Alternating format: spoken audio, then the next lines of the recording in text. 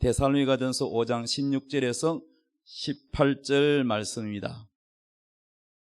데살로니가전서 5장 16절에서 18절 우리 다 같이 읽겠습니다. 시작. 항상 기뻐하라. 쉬지 말고 기도하라. 범사에 감사하라. 이것이 그리스도 예수 안에서 너희를 향하신 하나님의 뜻이니라. 아멘. 여러분, 하나님의 뜻을 구하십니까? 하나님의 분명한 뜻은 오늘 데살로니가전서 5장 16절 이하에 나와 있습니다. 하나님이 원하시는 뜻은 여러분이 항상 기뻐하라는 것입니다. 두 번째는 쉬지 말고 기도하라는 것입니다. 세 번째는 범사에 감사하라는 것입니다. 이 세 가지가 하나님이 여러분을 향한 뜻이라는 거예요. 그러니까 여러분은 항상 기뻐하셔야 됩니다. 예. 자, 오늘 추석 감사절이니까 감사가 불러온 행복이라는 제목으로 여러분과 함께 은혜를 나누고자 합니다. 우리 한번 따라합시다. 감사가 부르는 행복. 예, 감사가 부르는 행복으로 여러분과 함께 은혜를 나누고자 합니다. 세상에서 가장 행복한 사람이 누구일까? 여러분 생각해 보셨습니까? 세상에서 가장 행복한 사람. 오늘 로또 복권 당첨된 사람 있을 거예요, 그죠? 그 사람이 가장 행복한 사람일까요? 그런데 이 행복도 잠깐이 아니라 늘 행복한 사람, 매일매일 늘 행복한 사람이 누구겠습니까? 로또 복권 당첨된 사람이 아니라 바로 범사에 감사하는 사람입니다. 왜냐하면 이 감사라는 것은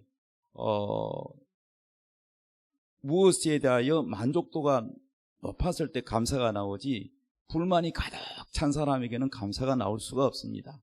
그렇기 때문에 감사가 많다는 얘기는 모든 일에 범사에 감사가 많다는 것은 작은 일에도 감사하는 사람입니다. 우리는 자꾸 뭔가 큰 것에 감사를 하려고 그래요. 예를 들어서 승진을 했다든지 또 결혼을 했다든지 집을 샀다든지 또 멋있는 승용차를 샀다든지 이때만 감사하는 것이 아니라 작은 일에도 감사를 해야 돼요. 그래서 그 사람 입에서 얼마나 감사가 많으냐에 따라서 그 사람이 행복하느냐 행복하지 않느냐의 척도가 될 수가 있다는 것입니다. 그래서 감사 지수가 높은 사람. 그런데 이 마지막 때가 되면, 지금은 우리가 사람들이 다 말세라 그러잖아요. 마지막 때가 되면은 고통하는 때가 이른다고 했습니다. 성경 말씀에 디모데후서 3장 1절에서 2절 이렇게 말씀합니다. 너는 이것을 알라. 말세에 고통하는 때가 이르러 사람들이 자기를 사랑하며, 두 번째는 돈을 사랑하며, 세 번째는 자랑하며, 네 번째는 교만하며, 다섯째는 비방하며, 비방하기를 좋아한다는 거죠. 그 다음에는 부모를 거역하며, 그 다음에는 감사할 줄 모른다는 거예요. 감사하지 아니하며. 말세에 고통하는 때가 이르는데 이러한 현상이 일어난다고 수천 년 전에 이미 이것을 말씀했습니다. 거룩하지 아니하며. 제가 보니까요, 딱 지금 이 시대 같아요. 사람들이 이기적이고 자기밖에 모르고 자기 자랑 잘하고 잘난 척 잘하고 교만하고 그러면서 감사할 줄 몰라요. 비방하기는 댓글 같은 거 컴퓨터에 보면은 비방하기는 되게 많이 좋아하고 감사할 줄 모르고, 이러한 영적 부패가 바로 마지막 고통한 때라고 말씀했습니다. 사람의 행복지수는요 바로 만족도가 높은 사람입니다. 그럼 어떤 사람이 만족도가 높으냐? 작은 일에 소소한 것에도 감사하는 사람입니다. 제가 총신대 신대원 다닐 때 같이 학교 다니는 한 기숙사에 있는 전도사님의 하고 이제 시내를 가다가 서울 시내에 그 노점에서 파는 여러 가지 지갑이나 이런 것을 팔고 있었어요. 그래서 신학생이라가 돈은 많이 없지만은 아내에게 선물을 우리 한번 해봅시다. 이거 하나 사갑시다. 이렇게 했는데 그분은 자꾸 망설이는 거예요. 아니 사주면 참 좋아하실 것 같은데. 그랬더니 우리 아내는 이 지갑을 사주면은 틀림없이 잔소리 한다는 거예요. 선물 사주는데 왜 잔소리 합니까? 그랬더니 이거 얼마 줬냐 묻는다는 거죠. 그 얼마 줬다 그러면은 비싸게 줬다고 설득는 짓을 했다고 오히려 칭찬 듣기보다는 잔소리가 나온다는 거죠. 그러니까 사주고는 싶은데 망설이는 거야. 여러분 그 가정이 행복하시겠어요? 그러니까 조금 더 비싸게 주고 뭐 그 금액보다 더 중요한 게 뭐냐 하면은 남편이 나를 생각해줘서 선물을 사줬구나 하는 데 대해서 행복하고 감사해야 되는 거죠. 여보 고마워 감사해요 이렇게 해야 되는데 얼마 주고 사냐, 왜 비싸게 주고 사냐, 그러니까 다시는 선물하고 싶지 않은 거죠. 여러분 감사가 많은 가정에는 행복할 것입니다. 아내가 맛있는 요리를 했을 때에 그냥 아무 말 없이 쩝쩝거리면서 식사를 하고, 맛이 없으면은 이것도 요리라고 했느냐고 잔소리하고, 그런 집은 지옥이겠죠. 그러니까 여러분 가정에서도 당연한 것이 아니라 아내가 해주는 요리에 대해서 감사하고, 또 아빠가 차를 태워준다면은 자녀도 반드시 아빠 고마워요 하고 감사 표현을 해야 가정이 행복한 것입니다. 감사 표현은 없고 오히려 불만만 있으면 늘 잔소리만 늘어난다면 그 가정은 지옥일 것입니다. 오늘 본문 말씀에 범사에 감사라 그랬는데 시편 50편 23절에 감사로 제사를 드리는 자가 나를 영화롭게 하나니 그의 행위를 옳게 하는 자에게 내가 하나님의 구원을 보이라 이렇게 했어요. 우리가 하나님께 감사를 드리면은 하나님이 영화로움을 느낀다는 거예요. 그리고 그 행위를 옳게 하는 자에게는 내가 하나님의 구원을 보여준다 이렇게 하셨습니다. 우리나라에서 살다가 미국에 이민을 간 크리스찬이 있었습니다. 그곳에서 생활하다가 아직 시집 안 간 20대 초반의 딸이 있었는데 그만 그 딸이 조현병에 걸리고 말았어요. 그래서 온 가족이 그 딸 때문에 생활에 많은 제약을 받고 힘든 나날을 지냈습니다. 그래서 가족들이 모여서 의논을 했습니다. 왜 우리 가족에게 이런 일이 일어났느냐, 무엇이 문제냐, 그 문제점을 찾기 시작했습니다. 그래서 하나님께 기도도 하고 의논도 해봤지만은 정확한 원인을 모르다가 결국은 우리가 먹고 살기 바빠서 하나님 앞에 감사가 적었다. 그래서 오늘부터는 우리가 작정하고 하나님께 감사하기로 하자. 그래서 가족 예배를 드리고 하나님 앞에 감사하기 시작했습니다. 좋은 일만 아니라 안 좋은 일도 모두 하나님의 뜻이 있겠지 하고 감사하기 시작했는데, 심지어는 그 딸이 조현병에 걸린 것까지도 감사하고, 또 우리를 낮추시려고 하나님이 우리에게 고난 주신 것도 감사하고, 또 딸의 조현병으로 인해서 우리가 하나님 앞에 감사를 시작하게 된 것도 감사하고, 모든 감사를 다 하나님 앞에 매일매일 감사를 드리던 중에 한 몇 달이 지났는지 어느 날 딸이 정상으로 깨끗하게 돌아왔어요. 할렐루야. 이렇게 감사할 때 오늘 성경 시편 50편 23절의 말씀처럼 그 감사로 하나님께 제사를 드리는 자는 하나님이 구원을 보여준다 그랬습니다. 그러나 만약에 원망과 불평, 하나님 우리가 하나님 잤는데 하나님께서 왜 우리 가정에 이러한 고난을 주십니까? 라고 불평했더라면 여러분 어떻게 됐을까요? 결과는 달라질 수 있었겠지요.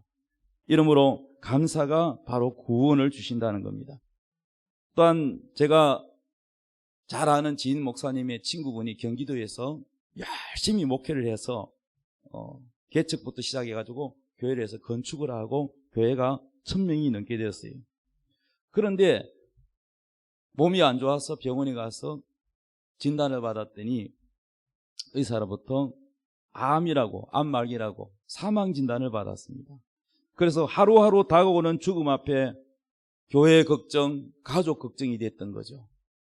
가족을 두고 내가 이 세상을 천국을 간다고 생각하니까 걱정이 되고, 그랬습니다. 불안하고 초조했습니다. 하루하루가 그랬습니다. 그러나 목사님은 마음을 다시 가다듬고 오늘부터 내가 감사해야 되겠다. 그래서 매일 하나님 앞에 감사하고 찬송을 올려드렸어요. 그렇게 몇 달을 하니까 어느 날 갑자기 시커먼 것이 자기 몸에서 쑥 빠져나가는 것을 느꼈어요. 다시 가서 검사를 해보니까 깨끗하게 암이 사라지고 말았습니다. 암을 준 마귀가 바로 몸에서 떠나가고 깨끗하게 치료를 받았다고 합니다. 여러분, 감사로 제사를 드린 자가 바로 하나님의 구원을 보게 된다는 것입니다. 여러분이 잘 알고 있는 발명왕 토마스 에디슨. 이 토마스 에디슨은요, 청각 장애자였다는 것을 모르는 사람이 많습니다. 그가 소년 시절에 기차 안에서 신문을 팔면서 틈이 나는 대로 열차 한 구석에서 실험을 했는데 어느 날 기차가 흔들리는 바람에 이 기차 안에 화학약품이 쏟아져가지고 불이 나고 말았어요. 그래서 격분한 성문이 에디슨을 기차에서 밀어가지고 떨어졌어요.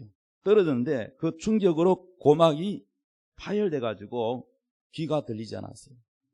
귀가 잘 들리지 않아서 그래서 굉장히 이 귀에 장애를 가졌는데 훗날에 기자가 에디슨에게 질문했습니다. 귀가 잘 들리지 않아서 연구하는데 지장은 없었습니까? 라고 묻자 에디슨은 이렇게 말했습니다. 나는 귀가 잘 들리지 않는 사실에 대해서 낙심하거나 실망하지 않았습니다. 오히려 아무것도 들리지 않아서 연구에 몰두할 수 있었기 때문에 감사했습니다. 라고 대답했습니다. 여러분, 이런 어려운 가운데서 감사하는 것이 쉽지 않습니다. 두고두고 나를 밀치고 내 귀를 장애를 일으킨 그 사람을 정오할 수 있었지만은 에디슨은 그러지 않고 오히려 이것 때문에 더 연구에 몰두할 수 있었다고 감사를 했습니다. 헬렌 켈러라는 사람 아시죠? 3일 동안 본다면이라는 책을 썼는데 그 책 내용 중에 이 헬렌 켈러는 이렇게 말했습니다. 만약 내가 이 세상을 사는 동안 유일한 소망 하나가 있다고 하면 그것은 죽기 직전에 꼭 3일 동안 눈을 뜨고 보는 것이다.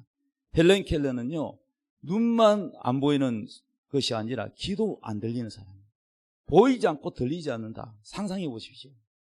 둘 중에 하나는 돼야 되는데 보이지도 않고 들리지도 않습니다. 그러니까 이 헬렌 켈러를 지도하는 설리반 선생님이 얼마나 지도하는데 많은 어려움이 있었겠어요. 그런데 이 헬렌 켈러가 쓴 책 내용에 내가 만약 눈을 뜨고 볼 수 있다면 나는 나의 눈을 뜨는 그 첫 순간 나를 이만큼 가르쳐주고 교육을 시켜준 나의 설리반 선생님을 찾아가겠다.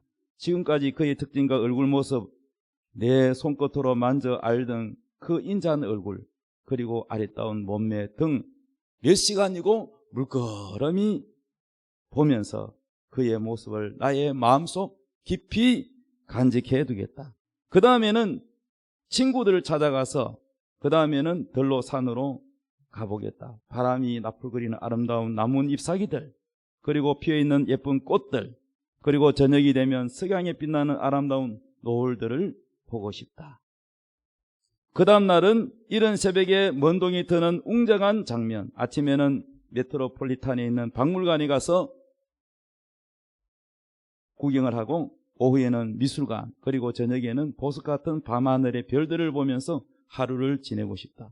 마지막 날에는 일찍 큰 길가에 나가서 출근하는 사람들의 얼굴 표정들을 보고 아침에는 오페라 하우스, 오후에는 영화관에서 영화를 감상하고 싶다. 그러나 어느덧 저녁이 되면 나는 건물의 숲을 이루고 있는 도시 한복판으로 나와서 네온 사인이 반짝거리는 거리의 쇼윈도에 진열되어 있는 아름다운 상품들을 보면서 집에 돌아와 내가 눈을 감아야 할 마지막 순간에 나는 이 3일 동안만이라도 볼 수 있게 해준 나의 하나님께 감사 기도를 드리겠다라고 했습니다. 헬렌 켈러는 우리가 늘 보는 노을, 늘 보는 상품에 진열되어 있는 것들, 일상에서 우리가 볼 수 있는 것들을 3일만 보고 싶다고 했습니다. 여러분은 3일이 아니라 몇 년 동안 보셨습니까? 여러분은 참으로 감사를 더 해야 될 줄로 믿습니다. 걸어 다닐 수 있는 것만 해도 감사하지요. 제가 한 번은 119에 실려간 적이 있었습니다. 멀쩡하던 제가 갑자기요 119에 실려가서 숨을 못 쉬겠는 거예요. 산소호흡기 끼고 큰 병원으로 옮겨가는데 정신 잃을까봐 119 대원들이 막 말을 걸고 막 계속 말을 걸고 그럽니다. 근데 저는 너무 막 누워있어도 답답해서 답답해요, 숨이 답답해요 뭐 이랬는데, 우리가 매일매일 숨 쉬고 있는 이 산소를 마시는 거, 여러분 돈 내지 않고 하나님 만드는 산소를 마시지 않습니까? 우리가 아파 볼 때 이 건강에 대한 감사함을 알게 됩니다. 평소 때는 감사할 줄 몰라요. 2다리로 걸을 수 있는 거 얼마나 감사한데요. 지금도 2다리로 걸을 수 없는 사람이 있고 산소호흡기에 의존해서 누워있는 사람도 있어요. 감사가 적은 사람은 중환자실에 갔다 오십시오. 그러면 감사가 많아질 것입니다. 감사의 발견자 김향 권사님은요 15년 동안 감사 일기를 매일 기록하셨는데 15년 동안 37,000번의 감사 기록 노트가 15건이나 되었다고 합니다. 감사 일기를 시작하게 된 동기가 5만 번 기도응답을 받은 조지 물러의 그 책을 읽고 또 32,500가지의 성경에 축복이 있다는 목사님의 설교를 듣고 또 오프라 윈프리의 감사 10계명의 그 책을 읽고 감사 일기를 쓰기 시작했다고 합니다. 그 기록한 내용 중에는 하루는 고춧가루가 떨어졌는데 기도하니까 환자가 고춧가루를 준 것까지 아주 사소한 것까지도 하나님께서 응답하신 것에 대하여 감사 기록을 해두었다고 합니다. 우리는 모든 범사에 감사의 제사를 드려야 하지만은 우리가 무엇보다도 항상 감사해야 될 것은 우리를 구원하신 하나님 은혜에 감사해야 될 줄로 믿습니다. 자, 이분이 바로 에디슨이고요. 이분이 바로 헬렌 켈러. 사흘만 볼 수 있다면 3일 동안 눈을 뜨게 해준 하나님께 감사의 기도를 드리고 싶다. 김양궁 의사입니다. 15년 동안 매일 감사 일기를 써가지고 37,000번의 감사 노트 15건이 됐다고 합니다. 남편이 의사시고요. 맨 앞에 앉아있는 분이 김향군 권사님이십니다. 로마서 6장 우리 17절부터 읽읍시다. 시작. 하나님께 감사하리로다. 너희가 본래 죄의 종이더니 너희에게 전하여 준 바 교훈의 본을 마음으로 순종하여 죄로부터 해방되어 의에게 종이 되었느니라. 우리가 하나님께 어떤 감사를 했냐? 우리가 원래 예수 믿기 전에는 죄의 종, 마귀의 종이라는 거죠. 마귀의 종은 마귀를 따라 지옥에 갈 수밖에 없는 우리들이 바로 다 죄인의 모습이었습니다. 그러나 하나님께서 우리를 사랑하셔서 예수 그리스도를 이 땅에 보내셔서 죄는 우리가 지었지만은 하나님의 아들이 우리의 죄를 다 가지고 예수님께서 십자가에 죽으신 것, 이것은 우리가 매일매일 그 은혜를 감사해야 될 줄 믿습니다. 죄로부터 해방되어 의의 종이 되었느니라. 의의 종은 바로 의라는 분은 예수님이죠. 마귀의 종에서 바로 의의 종이라는 것은 예수님의 종이 되었다는 겁니다. 그래서 우리가 죄로부터 완전히 해방이 되었다는 것입니다. 우리가 이 땅에 있어도 남의 나라에 짓밟힌 일제 치하에서 박해를 받았다가 우리가 해방되었을 때 얼마나 기쁜지. 어떤 사람은 어떤 여자분은 너무 좋아서 펄떡펄떡 뛰었는데 나중에 알고 봤더니 같이 안고 뛰었던 사람이 남편이 아니라 정신 차리고 보니까 남의 남자였다고 합니다. 그 정도로 해방되었을 때 너무너무 기뻤다는 거죠. 우리가 죄로부터 해방된 것은 이보다 더 기뻐야 될 줄은 믿습니다. 영원히 지옥 갈 수밖에 없는데 우리가 예수님의 보혈의 피로 깨끗하게 되고 죄 사함 받고 죄인이 아니라 의롭다, 의인으로 인정받고 우리가 하나님의 자녀가 된 것 얼마나 감사합니까? 우리가 하나님의 자녀된 자격을 얻은 것 영원히 감사해야 될 줄로 믿습니다. 그러므로 우리는 당연히 하나님께 매일 감사의 찬양을 드려야 될 줄로 믿습니다. 그러므로 우리는 감사가 어떤 축복을 주냐? 감사는 우리를 암에서도 낫게 하고 이 감사를 많이 하면 마귀가 떠나가고 감사는 또 다른 감사를 부릅니다. 감사를 많이 하게 되면 감사는 환경으로 자꾸 바뀌게 됩니다. 지금 어렵고 힘들고 정말로 고난이 있을지라도 우리 입술로 계속 감사하면 이 고난은 물러가고 감사의 환경으로 바뀌어진다는 겁니다. 그러므로 감사는 뭘 부르느냐? 감사를 또 다른 감사를 부릅니다. 그리고 감사는 무엇을 낳느냐? 행복을 낳습니다. 감사 많이 하는 사람은 행복할 수밖에 없습니다. 행복지수가 높은 사람이 어떤 사람입니까? 바로 감사를 많이 하는 사람입니다. 그러나 그 반대로 불행한 사람이 누굽니까? 감사할 줄 모르고, 감사할 줄 모른다는 건 행복이 없다는 거죠. 원망불평입니다. 늘 보면은 불평하고 원망하는 사람은 행복지수가 가장 낮은 것입니다. 사랑하는 여러분, 욥은 성경에 많은 고난이 다 있지만은 최고 고난이 많은 사람이 제가 볼 때는 욥이었어요. 아들을 다 잃고 재산 다 잃고 심지어는 건강까지 다 잃고 친구까지 완전히 도움되는 사람이 아니라 찌르는 사람이 되었어요. 그렇지만 욥은 원망하고 불평하기보다 처음에 욥이 고난을 받았을 때 주신 자도 여호와시고 취하신 자도 여호와시다. 그리고 그 입으로 원망하지 않았어요. 마귀가 원하는 건 뭐냐? 욥기서 읽어보면 마귀가 하나님 앞에 왔는데 하나님이 마귀에게 물었어요. 너는 어디 갔다 왔느냐? 예, 온 지구촌에 두루두루 돌아다니다 왔습니다. 그러면 동방에 욥이라는 사람을 봤느냐? 욥만큼 깨끗하고 순전하고 정직한 사람이 없다. 하나님을 경외하는 사람이 없다 하고 욥을 자랑했습니다. 하나님 보실 때 지구촌 전체에서 가장 정직하고 깨끗하고 순결하고 하나님 잘생긴 사람이 욥이었어요. 죄를 안 지었는데도 자식들이 무슨 잔치가 끝나고 나면 혹시 우리 자녀가 하나님 앞에 죄를 짓지 않았나 싶어서 그 자녀의 명수대로 하나님 앞에 제사를 지냈어요. 정결 의식을 했어요. 그렇게 깨끗하게 살려고 노력했던 욥인데 마귀에게 칭찬했더니 마귀가 이렇게 말했어요. 그것은 하나님이 복을 많이 줬기 때문에 하나님 앞에 잘하는 것이지 하나님 주신 복을 싹 다 걷어가 보십시오. 그러면 틀림없이 인간이라는 존재는 자기에게 이익이 안 되면 원망하고 불평하게 되어 있습니다. 이렇게 말했습니다. 그랬더니 하나님께서 그럼 좋다. 그의 생명만 건드리지 말고 너에게 붙인다 하면 시험해봐라. 그럼 마귀는 시험 안 한 자니까 그 종들이 들판에 있을 때 태풍이 마귀가 얼마든지 할 수 있으니까 태풍을 불어서 지붕이 무너져서 막 사람이 죽고 난리가 났습니다. 그리고 자식이 죽고 뭐 마귀가 마음껏 강도를 보내가 강도짓을 하고 했지만은 욥은 원망하거나 불평하지 않았습니다. 내 자녀도 내 건강도 내 물질도 내 영혼도 다 하나님 거니까 하나님이 가져가시는데 내가 뭐라 그러겠냐. 주신 자도 여호와시고 취하신 자도 여호와시라고. 오히려 하나님을 원망하지 않았어요. 다시 마귀를 만났을 때 하나님이 욥을 자랑했습니다. 네가 그렇게 시험해도 너가 시험해도 욥이 나를 원망하지 않았다. 그랬더니 또 마귀가 인정하지. 여러분, 마귀는 절대 여러분을 인정하지 않아요. 끝까지 여러분을 물고 늘어집니다. 하나님, 이번에는 물질이 아니라 건강까지 해쳐보십시오.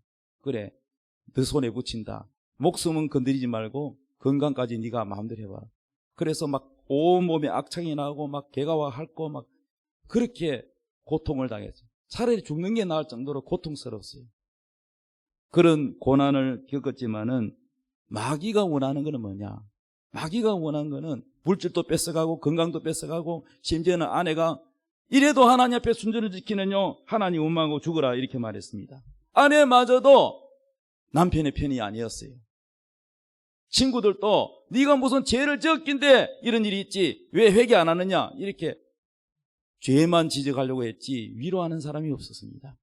너무나도 외롭고 힘든 욥이었습니다.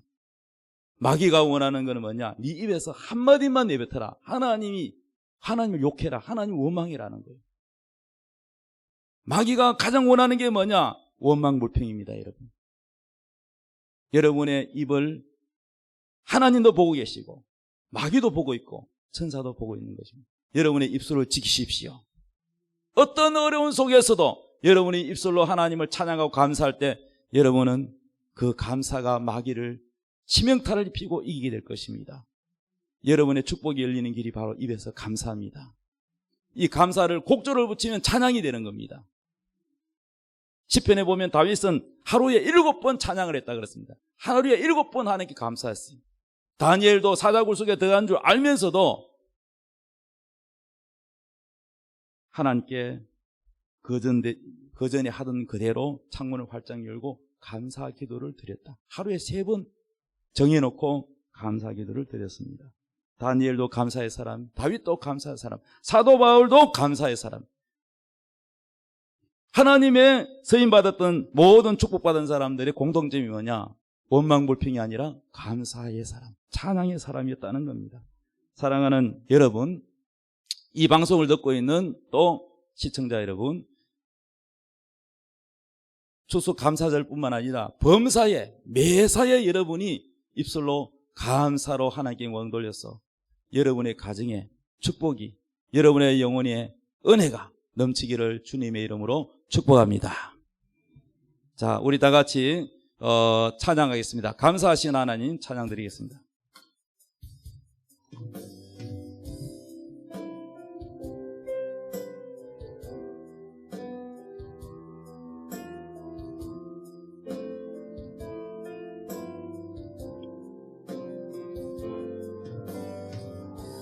감사하신 하나님,